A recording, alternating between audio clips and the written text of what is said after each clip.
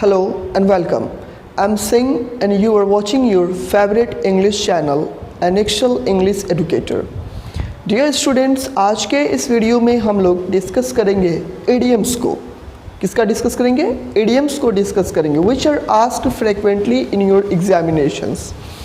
So without any delay, let's get going.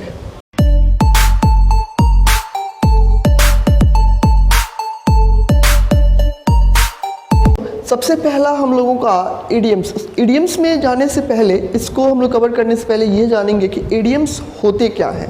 Idioms को हम लोग हिंदी में मुहावरे कहते हैं। क्या कहते हैं? मुहावरे कहते हैं।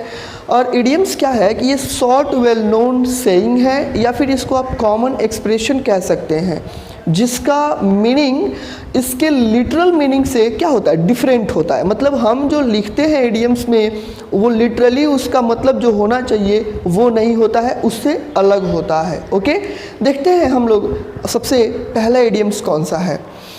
The first one is a piece of cake. A piece of cake, ये वाला केक आप नहीं समझोगे। अ पीस ऑफ केक का मतलब हुआ something very easy to do. कोई भी वर्क है, कोई भी काम है, अगर आपके लिए वो आसान है करना तो आप उसको कह सकते हैं अ पीस ऑफ केक। मतलब ये मेरे लिए बहुत आसान है तो आप उसको इंग्लिश में कहेंगे it is a piece of cake for me. Okay, मतलब कोई भी काम आपके लिए आसान हो तो आप क्या यूज करोगे? A piece of cake. Number 2 है storm in a tea cup. Storm in a tea cup, जैसे आप देख सकते हो ऐसा। स्टॉर्म का मतलब ये नहीं कि जैसे इसमें जो है आप टी कप में देख रहे हो तूफान जो है ना, ये ऐसा नहीं होता है। स्टॉर्म का मतलब तूफान होता है, तो ऐसा नहीं कि चाय के कप में तूफान आ गया, ऐसा नहीं है। इसका मतलब होता है a lot of unnecessary anger. मतलब बिना मतलब का आप जो है ना, जिसकी कोई ज़रूरत नहीं, बिना मतलब का गुस्सा होना, गुस्सा दिखाना ही जो है कहलाता है storm in a tea cup. बढ़ते हैं हम लोग नेक्स्ट एक्सप्रेशन, नेक्स्ट इडियम की तरफ। नंबर 3 है take the bull by the horns. Take the bull by the horns, इसका मीनिंग जो है देखिए, जैसे कि take the bull by the horns, ऐसा दिखने में आपको जैसे पिक्चर में आप देख रहे हैं, ऐसा कुछ नहीं समझोगे। आप समझोगे to adopt the most direct और डेंजरस वे। मतलब कोई भी काम जो आप जानते हैं कि वो आपके लिए डेंजरस है, डायरेक्टली जो है आपको क्या कर सकता है, वो नुकसान कर सकता है, और फिर भी आप उसको अडॉप्ट कर रहे हैं, एक्सेप्ट कर रहे हैं, तो उसको आप कहेंगे take the bull by the horns. और हिंदी में आपने सुना होगा आ बैल मुझे मार। क्या सुने होंगे आप लोग? आ बैल मुझे मार। तो ये तो जाहिर सी बात है ना, इसको इंग्लिश में हम क्या कहेंगे? Take the bull by the horns. Number 4 है be in the driving seat. Be in the driving seat, जैसे कि आप यहाँ देखो, इस पिक्चर में आप देख रहे हो जैसे कि किसी भी गाड़ी पे, किसी भी व्हीकल्स पे जो ड्राइवर का सीट होता है वो बाकी जो सीट्स हैं, जो जितने भी लोग बैठे हुए हैं गाड़ी के अंदर, जो पैसेंजर्स हैं, उन लोगों के अपेक्षा देखा जाए तो वो ड्राइविंग जो सीट होता है वो रिस्पॉन्सिबिलिटी से भरा होता है। मतलब उसी ड्राइवर के हाथ में इन बाकी लोगों का क्या होता है? लाइफ निर्भर करता है ना। तो जाहिर सी बात है be in the driving seat का मतलब एकदम इससे जो है मिल रहा है बियरिंग ऑल रिस्पॉन्सिबिलिटीज़। मतलब जितने भी जिम्मेदारियां हैं उसको अगर आप अकेले ही बियर कर रहे हैं, सह रहे हैं, उसको ना भार उठा रहे हैं अगर, तो आप उसको कहेंगे be in the driving seat. हमारा अगला जो है इडियम है number 5 once in a blue moon. Once in a blue moon, आप जो है हिंदी में सुने होंगे ईद का चांद होना। क्या सुने होंगे आप लोग? ईद का चांद होना। तो ज़रा बताइए आप लोग कि ईद का चांद जो है आप हमेशा देख सकते हैं, हर रोज़ देख सकते हैं? नहीं ना देख सकते, हर महीना में भी नहीं देख सकते हैं। ईद का चांद जो है ये आप जो है बहुत मतलब रेयर है ना, हमेशा दिखने को नहीं मिलता है। तो इसका जो है मीनिंग भी होता है वेरी रेयरली। कोई भी चीज़ काफ़ी दुर्लभ हो जिसको आप जल्दी से देख नहीं सकते, जिससे आप जल्दी से मिल नहीं सकते हैं, जिसको आप जल्दी से पा नहीं सकते हैं, तो उसको आप कहेंगे once in a blue moon. मतलब वो आपके लिए काफ़ी क्या है? दुर्लभ है। ओके, नंबर 6 है snake in the grass. Snake in the grass. अब ऐसा नहीं कि एक जो है सांप है जो घास में है, इसका मतलब ये नहीं हुआ, इसका मतलब हुआ अ ट्रेचरस और डिसाइडफुल पर्सन, कोई भी पर्सन जो धोखेबाज है ना, मक्कार है, उसको आप कहेंगे अ स्नेक इन द ग्रास, मतलब आस्तीन का सांप। आप हिंदी में सुने होंगे जो मुहावरे होते हैं उसमें बताया जाता है आस्तीन का सांप, इसका मतलब क्या हुआ, धोखेबाज आदमी। उसको इंग्लिश में हम कहेंगे स्नेक इन द ग्रास। हमारा अगला इडियम है number 7, head in the clouds. Head in the clouds, number 7 है हेड इन द क्लाउड्स। जैसे कि यहाँ आप देखो, इस पिक्चर को देखने से आपको जो है लग रहा होगा कि मैं क्या कहना चाहता हूँ। जैसे living in the fantasy, fantasy मतलब कल्पना, कोई भी पर्सन अपने फैंटेसी में जीता है, अपने कल्पना में जीता है कि मेरे पास इतने पैसे होते, मेरे पास इतनी गाड़ियाँ होती, मैं ऐसे रहता, है ना, इतने सारे जो है नौकर होते, है ना, ये सब चीज़ें जो है ना वो बस अभी नॉर्मल लाइफ में है, एकदम नॉर्मली जी रहा है और वो सपना देख रहा है लग्जरियस लाइफ का। तो उसको हम लोग जो है इडियम्स में क्या कहेंगे, head in the clouds. Head in the clouds, है ना, मतलब लिविंग इन द फैंटेसी, अपने कल्पना में जीना। फिर है number 8, hold your horses. Hold your horses मतलब ऐसा, क्या लग रहा है आपको, ऐसा नहीं, ऐसा कुछ नहीं। आपको जो होल्ड योर हॉर्सेस का मतलब हुआ to tell someone to stop and consider their decision carefully. मतलब आप जो है होल्ड योर हॉर्सेस का मतलब क्या समझोगे कि किसी को आप जो है कहो कि रुको, कोई भी डिसीजन, कोई भी पर्सन, कोई भी बंदा अगर जो है हड़बड़ी में कोई डिसीजन ले रहा है ना, किसी काम को करने जा रहा है, तो आप वहाँ पे उसको रोको, है ना। आप कहोगे, क्या कहोगे, टू होल्ड योर हॉर्सेस, मतलब जहाँ जा रहे हो, जो काम करने जा रहे हो, जो डिसीजन लेने जा रहे हो या देने जा रहे हो, उसको जो है ना पहले रुको और उस पर एक बार अच्छा से ध्यानपूर्वक पहले उस पर कंसीडर करो, विचार करो कि वो वाकई में सही है ना। बढ़ते हैं हम नेक्स्ट एक्सप्रेशन की तरफ, नेक्स्ट इडियम की तरफ। नंबर 9 है black and white. Black and white, तो ब्लैक एंड वाइट ऐसा नहीं, ब्लैक एंड वाइट का मतलब इडियम में जो है इसका मीनिंग हुआ रिटन डाउन। किसी भी चीज़ का अगर आपसे कहा जाए कि लिखित रूप में उसे दो, है ना, पेश करो, सबमिट करो, तो उसको हम लोग कहते हैं ब्लैक एंड वाइट। क्या कहते हैं, ब्लैक एंड वाइट। आप इसको इंग्लिश में जो एक सेंटेंस में जैसे यूज करके बता रहा हूँ, जैसे उसने मुझे आंसर जो है ना लिखित में मांगा, कहा कि लिखित में आंसर दो, तो आप उससे कहो, आप इंग्लिश में कहोगे he asked me to give the answer in black and white. Okay, उसने मुझे लिखित आंसर देने को कहा। नंबर 10 है ब्लैक शिप। जैसे आप इस पिक्चर को देखो, इस पिक्चर को देखोगे क्या कि इसमें जो वाइट शिप है उनमें ब्लैक शिप जो है क्या है, सबसे अलग है। चलिए इस पिक्चर को देख रहे हैं और इसको देखते हैं हम लोग, इसका मीनिंग क्या हुआ। An odd and disreputable member of a group, किसी भी ग्रुप का एक ऑड मतलब उन सब ग्रुप से क्या हो, अलग हो, और एक ऐसा पर्सन, एक ऐसा सदस्य जो क्या हो, जो रिप्यूटेड नहीं हो, जिसका कैरेक्टर ख़राब हो, जो अच्छा नहीं हो, जो धोखेबाज हो, मकार हो, उसको हम लोग कहते हैं ब्लैक शिप कहते हैं। क्या कहते हैं हम लोग, black ship. Is that clear. बढ़ते हैं हम लोग नेक्स्ट एक्सप्रेशन की तरफ, बेटर हाफ। बेटर हाफ का मतलब हुआ वाइफ। ऐसा, ओह ऐसा नहीं, ऐसा, है ना। तो बेटर हाफ का मतलब क्या हुआ, वाइफ। जैसे वो मेरी पत्नी है, तो आप कह सकते हैं she is my better half. क्या कह सकते हैं, she is my better half. Okay, number 12 देखते हैं, to kill 2 birds with a stone। To kill 2 birds with a stone मतलब इसका मीनिंग हुआ अचीव, टू अचीव। यहाँ पे सॉरी, यहाँ पे मैंने क्या लिखा, मिस्टेक कर दी, यहाँ पे आप 2 लिखोगे। क्या लिखोगे, to achieve 2 aims with a single effort। मतलब इसका मतलब हुआ कि किसी भी एम मतलब 2 ठो एम, है ना। आप अगर सिंगल एफर्ट कर रहे हो, एक छोटी सी मेहनत कर रहे हो और 2 चीज़ मिल जाए, आपको 2 गुना फ़ायदा हो जाए, तो उसको आप कहेंगे to kill the bird, to kill 2 birds with a stone। Okay, इसका हिंदी में होता है एक तीर से दो निशान। कहते हैं ना, एक तीर चलाओ और दो निशाना लग गया, तो उसको हम लोग इंग्लिश में ये कहेंगे to kill two birds with a stone, to achieve two aims with a single effort. Is that clear? Number 13 देखते हैं हम लोग। Number 13, many months ago. Many months ago, many months ago ऐसा कुछ नहीं। मेनी मंथ्स अगो का मतलब हुआ a very long time ago, मतलब काफ़ी लंबे समय पहले, है ना।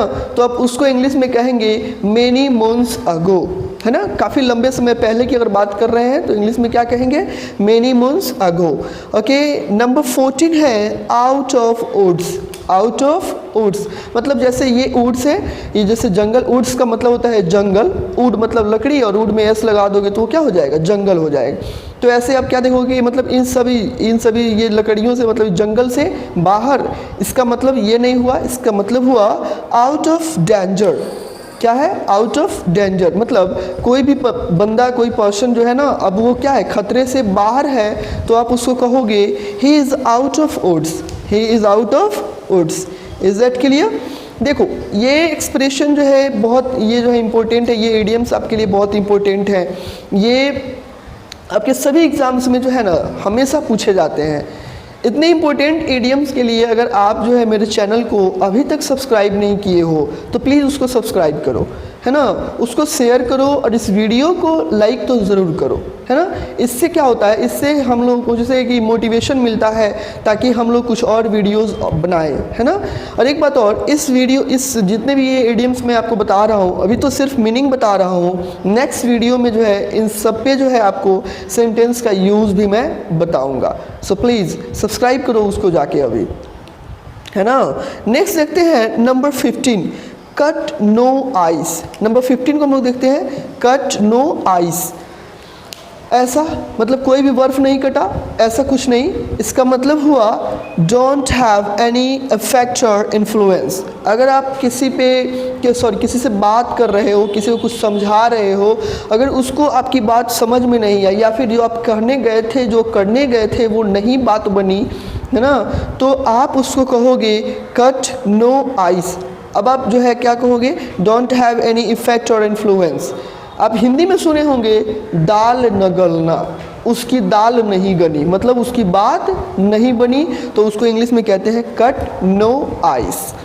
नंबर 16 है put the cart before the horse. Put the cart before the horse, जैसे ये आप देख लो, इसे ये कार्ट है और उसके सामने से आप जो है क्या करो? हॉर्स को रख दो, खड़ा कर दो उसको, है ना। तो ज़रा देखो ये कार्ट चलेगा और वो हॉर्स जो है कार्ट के साथ वर्क करेगा? नहीं करेगा ना। तो मतलब इसका मतलब हुआ put the cart before the horse का मतलब टू डू थिंग्स रॉन्गली। कोई भी काम आप जो है गलत ढंग से करते हो, वैसा नहीं करना चाहिए, है ना। तो आप उसको कहोगे put the cart before the horse. Number 17 है to cloud the issue. To cloud the issue, इसका मतलब होता है to make something complicated. Complicated का मतलब होता है कठिन या जटिल। तो किसी भी चीज़ को अगर क्या कर रहे हो आप, और भी ज़्यादा मुश्किल बना दे रहे हो, इजी वर्क को जो आप क्या कर रहे हो और कॉम्प्लिकेटेड और जटिल कठिन बना दे रहे हो, तो आप उसको इंग्लिश में कहोगे, उसको इडियम्स में कहोगे टू क्लाउड द इशू। किसी काम को क्या कर देना? जटिल बना देना, कठिन बना देना। नेक्स्ट इडियम है number 18, born with a silver spoon in the mouth. Born with a silver spoon in the mouth, इसका मीनिंग हुआ to have a high social position, to have a high social position और be rich from birth, है ना। कोई भी बंदा जो पैदाइशी जो है ना क्या हो, अमीर हो, या फिर वो जो है एक ऐसे परिवार में, एक ऐसे घर में जन्म लिया है जहाँ पे क्या हो, ज़्यादा शान शौकत हो, उसका उस घर का जो है रेपुटेशन हो, है ना। तो उस तरह के घर में अगर पैदा होते हैं कोई भी, तो उनको हम कहते हैं born with silver spoon in the mouth. मतलब वो बचपन से ही क्या है, अमीर है, उसका जो है सोशल पोजीशन क्या है, हाई है। नंबर 19 हम देखते हैं face the music. Face the music, है ना। ऐसा फेस द म्यूज़िक, नहीं, ऐसा कुछ नहीं। इसका मतलब हुआ टू फेस अनप्लीजेंट कंसिक्वेंस, मतलब कोई भी, है ना, ऐसी सिचुएशन जो आपको अच्छा नहीं लगता है ना, आपको दुखी कर देता है, उस सिचुएशन को अगर आप फेस कर रहे हैं ना, तो उसको हम लोग जो है इडियम्स में कहते हैं face the music. Is that clear? Number 20 है एट द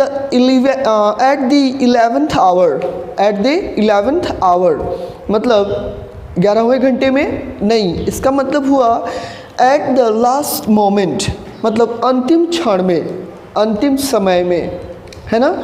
जैसे अंतिम समय में उसने मुझे बुलाया, तो हम क्या कहेंगे उसको इंग्लिश में? He called me at the 11th hour, है ना, eight the 11th our. Number 21 है, 21st हम लोग देखते हैं क्या? Blind date. Blind date, date के साथ ब्लाइंड लग गया, अब डेट तो अंधा होता नहीं है, तो फिर इसका मीनिंग क्या होना चाहिए? तो इसका मतलब हुआ a date when the two people have never met before, एक ऐसा दिन जिस दिन दो लोग जो कभी उससे पहले कभी नहीं मिले थे उस दिन मिले हो, तो उस डेट को हम कहेंगे ब्लाइंड डेट कहेंगे। क्या कहेंगे? ब्लाइंड डेट कहेंगे। Is that clear? Number 22 barrel of laugh. Barrel of laugh, इसका मतलब हुआ someone who is very funny, कोई भी पर्सन जो बहुत ही ज़्यादा फ़नी हो, है ना, उसको हम कहेंगे बैरल ऑफ लाफ। ओके, जैसे जॉन क्या है? बहुत ही ज़्यादा फ़नी है, जॉन इज़ क्या है? John is barrel of laugh, ऐसे आप जो है कह सकते हैं, यूज कर सकते हैं। व्हेन पिग्स फ्लाई, ओह, इस पिक्चर को देखो और सोचो, बताओ कि कभी पिग्स फ्लाई करेंगे? कभी उड़ सकते हैं? नहीं ना। तो चलो इसका मीनिंग भी जो है देखो कैसे मैच कर रहा है। Something that you think will never happen, मतलब कोई भी चीज़ जो आप सोचते हो जो भविष्य में कभी नहीं होगा, उसको हम कहेंगे when pigs fly. I will return your money, I will return your money when pigs fly, है ना। ऐसे आप यूज कर सकते, मतलब मैं आपका पैसा जो है लौटा दूंगा जब ऐसा कोई सिचुएशन आएगा, ऐसा होगा। तो ऐसा तो होगा नहीं, तो इसका मतलब क्या हुआ कि मैं आपका पैसा भी नहीं लौटाऊंगा। ऐसे करके आप यूज कर सकते हो। नंबर 24 है to hold one's tongue. To hold one's tongue, है ना, जैसे आप पिक्चर में देखो, ऐसे टंग को ऐसे पकड़ना, ऐसा नहीं, इसका मतलब हुआ टू कीप साइलेंट, है ना। किसी को आप जो है क्या कहना चाहते हैं कि शांत रहो, तो आप कहेंगे होल्ड योर टंग। क्या कहेंगे? Hold your tongue. अब हिंदी में इसे कहते हैं ज़ुबान को लगाम देना। आप लोग झगड़ा में या फिर कभी भी कहते होंगे अपनी ज़ुबान को लगाम दो, ज़्यादा बोल रहे हो, है ना, तो उसको आप कहेंगे होल्ड योर टंग। या फिर यहाँ पे इडियम लिखा है to hold one's tongue. Clear है? हमारा लास्ट इडियम है to have a cast iron stomach. Stomach, पेट के बारे में तो मैंने सुना था, लेकिन आयरन स्टोमक के बारे में देखो तो यहाँ पे आप लोग जो है लोहे वाला, है ना, आयरन वाला जो पेट है, इसके बारे में तो नहीं सुने हैं। तो चलिए देखते हैं इसका मतलब क्या हुआ। इसका मतलब हुआ someone who can eat anything without suffering. कोई भी बंदा खाने वाली चीज़ को कितना भी खा ले, लेकिन उसको कोई बीमारी ना हो, कोई तकलीफ़ ना हो पेट में, तो फिर हम उसको कहेंगे to have a cast iron stomach. Idioms में कहेंगे, जैसे वो जो है ना कुछ भी खा सकता है और उसको बीमारी, खाने की वजह से उसको कोई बीमारी नहीं होती है, तो हम उसको कहेंगे he has cast iron stomach. Clear है? और इसका जो है, इस इडियम का यूज जो है ओवर ईटिंग के सेंस में ज़्यादा किया जाता है। कोई भी ओवर ईटिंग कर लेता है और उसको कुछ नहीं होता है, ओवर ईटिंग ठूस ठूस के खा लिया फिर भी बीमारी नहीं हुआ, तो हम उसके लिए इसका यूज करेंगे। ओके, सो ये थे हमारे आज के 25 इडियम्स। होप ये आपको जो है वीडियो आज का अच्छा लगा हो, ये कलेक्शन आपको अच्छा लगा होगा, है ना। अगर आप इस कलेक्शन से सेटिस्फाइड हैं, जो मैंने समझाया उससे सेटिस्फाइड हैं, तो फिर आप मेरे चैनल को सब्सक्राइब कीजिए, इसको शेयर कीजिए। है ना। दोस्तों को भी बोलिए कि वो भी सब्सक्राइब करें और लाइक तो ज़रूर कीजिए। For today that's all, you have a good day.